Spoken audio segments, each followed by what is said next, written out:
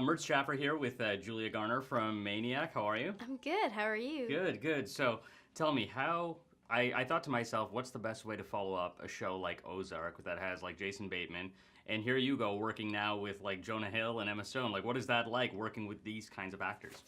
It's great. I mean, I feel very lucky to be a part of that production, and working with the mind with Cary Fukunaga and Patrick Somerville. It's incredible. How valuable is it for a relatively new actor to work with these kinds of names? Like, do you sort of learn sort of intangibles off the set as well? Yeah, for sure. But I feel like even if I've been acting now for seven years, so I feel like even if you've been acting even for 20 years, you just learn. I feel like as soon as you stop learning, that means that you're not excited anymore. I feel like you learn something when you're really excited still about your job. So Maniac is unlike anything I've ever seen before, and I watch a lot of TV. It's sort of like all my senses were like entertained when I watched that show.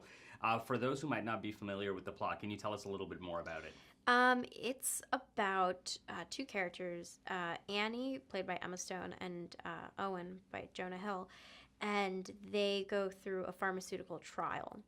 And it's basically how two people kind of intertwine and connect. And it's really about, I feel like it's also about connections and finding connections and, trying not to feel isolated. This is some multi-reality brain magic shit. I don't know what's real and what's not.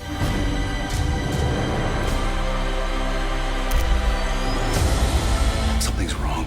What did you do? Come on, wake up! Every time I separate them, they just find their way back together.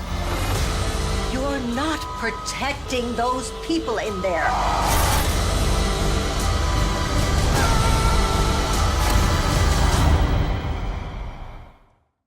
Why do you think that is such a particularly compelling thing? Like, once I heard it was like about a drug trial, I just automatically thought, oh my gosh, I've never seen a show about this. You're like, wow, yeah, that like, bizarre. why hasn't anyone thought What about is this that? before? Yeah, Yeah. why do you think no one has thought about that idea before? Because I think that it's so interesting. Like, it's such a fresh concept. I think people get scared. Mhm. I think people get scared to talk about things that are new and original because people are afraid that people might not want to watch, or I think people get afraid because I think people also get afraid to connect even, which that's actually the opposite effect. You want people to connect, I feel lucky to be doing shows where, both shows, this and Ozark, try to reach out and kind of connect with the audience. That's when I feel like art's really good. You play Ellie on the show, Emma's sister, Yeah. Her character's sister. Can you tell me more about that character? She's more of the straight-laced sister. She's trying to get things right, and she's very different than her sister, which she, loves her sister and admires her sister, but also there's a part of her that, has problems with her sister because they're different. Yeah, but she loves her sister, though. I've got a fantasy for you. About a girl moving her life to Salt Lake City because that's where her fiance has been transferred. Because she thinks it'd make her happy. But she's afraid of a nice family that stays together. Nice job, nice kids.